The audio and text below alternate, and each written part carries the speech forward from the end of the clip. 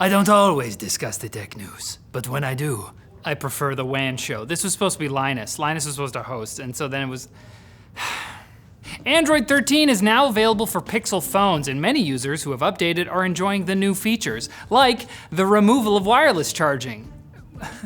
Yeah, users from multiple Reddit threads are reporting that wireless charging got borked on a number of Pixel models after updating to Android 13, although it looks like the Pixel 4 is most affected. Other Pixel owners have also reported that RCS, the rich chat features standard that Google really wants Apple to support, has stopped working on Google's own Fi mobile network.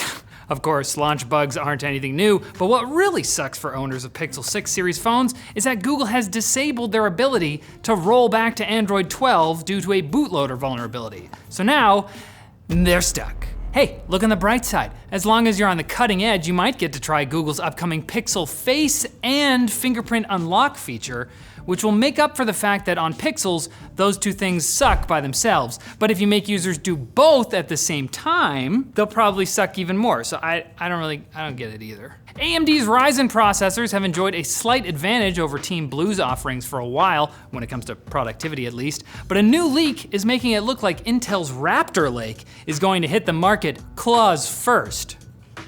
That's my favorite high dive technique, into Raptor Lake. Chinese tech influencer Extreme Player has posted alleged specs of 14 Raptor Lake CPUs. While we've seen these numbers for the higher end chips before, we haven't yet seen specs for the mid-range Core i5 chips, most of which are listed with 6 power and 8 efficiency cores.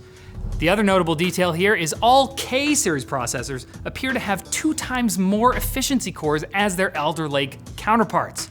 It looks like Intel is done ceding the productivity crown to AMD. Old Pat may seem like a nice guy, but who knows what ferocity hides under that warm smile. He hates doctors. Watch out, Lisa. And Mark Zuckerberg has responded to memes mocking the Metaverse selfie he posted last week, which looked like it was taken from inside the Wii's main menu. According to Poor Zuck, the photo was meant to celebrate the launch of Meta's Horizon Worlds in more countries, so he didn't have time to make it look like something other than a blank slate Roblox template. Mark posted another photo showing what Horizon would look like after planned graphical upgrades were rolled out, and sure, it looks slightly better. But even though I just used Roblox as an example of bad graphics, that company's metaverse ambitions involve making Roblox indistinguishable from the real world, both in terms of graphics and mechanics. I mean, they're already ahead of Meta in the avatars having legs department, so that's progress.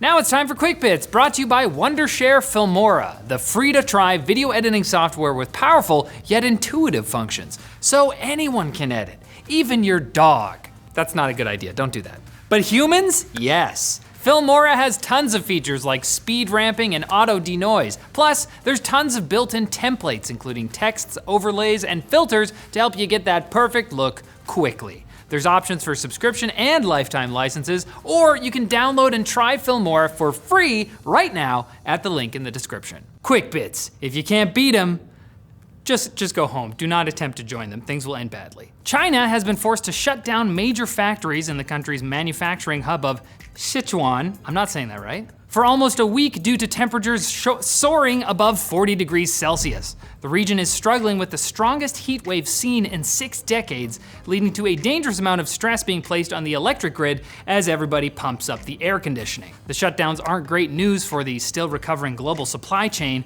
but at least factory workers can take a break.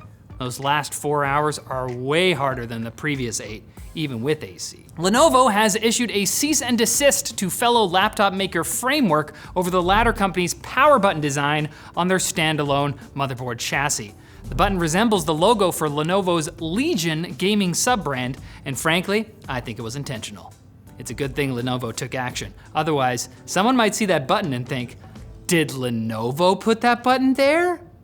Super Smash-alike fighting game Multiversus has enjoyed mod support during its early access beta, but now that the game is out, publisher Warner Bros. Has prevented the game from launching if any mods are installed.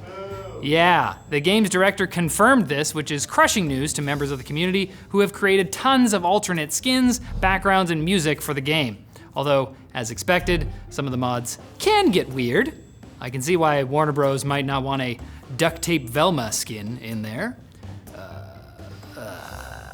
Speaking of skin, researchers at MIT have developed an electronic skin that can wirelessly transmit sensor data such as your pulse, sweat levels, and UV exposure, all without the need for bulky chips. The team calls the technology e-skin and has not commented on whether they want people to replace their entire epidermis with this stuff. Is that an option? I mean, just no more acne. And Embracer Group, the holding company gobbling up every gaming studio it can, has acquired the rights to the Lord of the Rings franchise.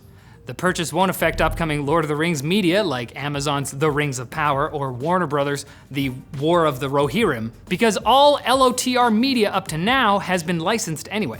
Embracer says they may use the franchise rights to make cool new entries that everyone has been waiting to see, like an origin story movie for Gandalf.